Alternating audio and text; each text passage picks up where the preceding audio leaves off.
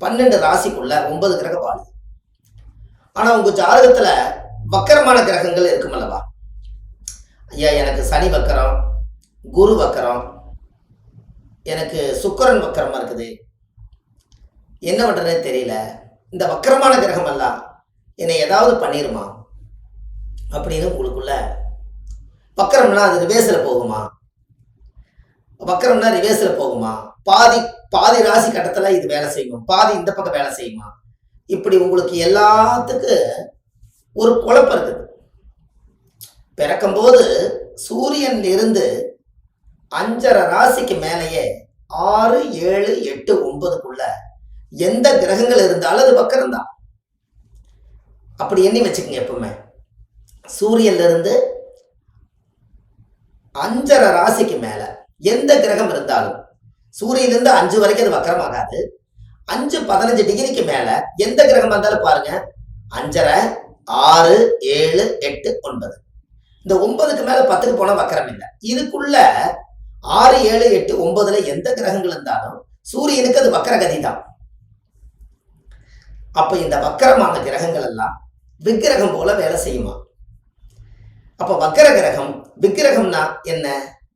விக்கிரகம் என்பது என்னன்னா, சுவாமியுடைய சிலை அது அங்கேயே தான் இருக்கும், அது வேலை செய்யாது, நாம தான் அதுக்கு வேலை செய்யணும். அதுக்கப்புறம் தான் அதுகிட்ட இருந்து பவரை வாங்க முடியும். அப்ப விக்கிரகம் போல வேலை செய்யும்னா விக்கிரகம் என்ன பண்ணும்? அமைதியா உட்கார்ந்துக்கும்.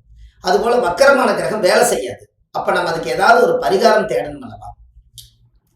அதுக்கு வாழ்க்கையில ஒரு முறையாவது உங்க ஜாதக ராசி கட்டத்துல ஒரு கிரகம் வக்கரமா இருந்தாலும் சரி, 2 கிரகம் வக்கரமா இருந்தாலும் சரி, 4 கிரகம் 3 கிரகம் வக்கரமா இருந்தாலும் சரி, வக்கரம் இல்லாத கிரகங்கள் செயல்பாட்டுக்கு சரி, வக்கரம் உள்ள கிரகங்கள் இருக்கிறவங்களுக்கு ஒரு கோயில் ஒன்று சொல்றேன். நீங்க அந்த கோயிலுக்கு போயிட்டு வாங்க. உங்க ஜாதகத்துல இருக்கிற வக்கர தோஷ நிவர்த்தியா.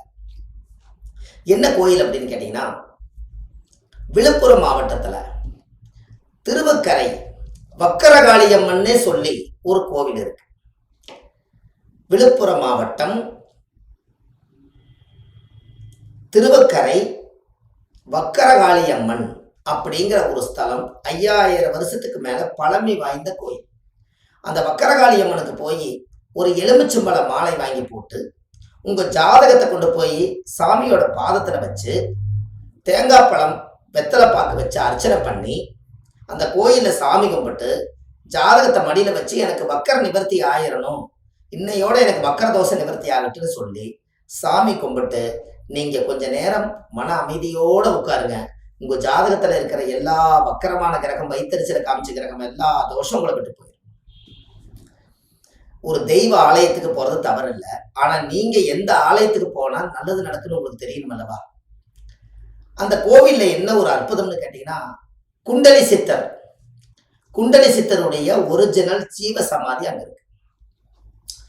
நம்மளுக்கு யாருக்கெல்லாம் ஆக்னியம், துரியம் இது எல்லாம் ஆக்டிவேட் ஆகாம இருக்குதோ அதையெல்லாம் சரிப்படுத்துறதுக்காகத்தான் குண்டலி சித்தர் ஆசன வாயுடைய தோஷங்கள் நிவர்த்தி ஆகக்கூடிய இடம். இந்த மூலம் அதிகமா இருக்கிறவங்களுக்கெல்லாம் குண்டலி சித்தர் அங்க ஜீவ சமாதியில தவம் பண்ணி நிறைய பேர்த்துக்கு ஆசீர்வாதம் பண்ணியிருக்காரு. அதனால அந்த கோயிலுக்கு போயிட்டு வந்தீங்கன்னா இந்த நம்ம உடம்புல இருக்கக்கூடிய சரீரம் தோஷம் எல்லாம் நிவர்த்தியாகும். அதுக்கு வக்கரகாளியம்மன் கோயிலுக்கு தான் நீங்க போயிட்டு வரணும்.